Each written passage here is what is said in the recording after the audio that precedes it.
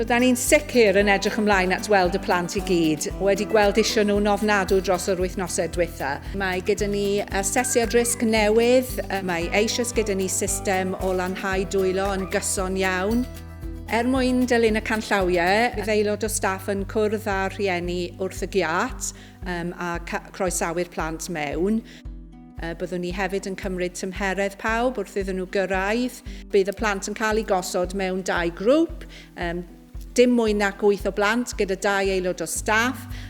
Ac dyn ni wedi gorfod cyfyngu ar faint o teganau ac adnoddau da ni'n rhoi allan. Bydd heina'n cael ei lanhau wrth cael ei roi nôl ac byddwn ni gobeithio yn gwario gymaint o amser a phosib tu allan gyda'r plant yn ystod y sesiwn.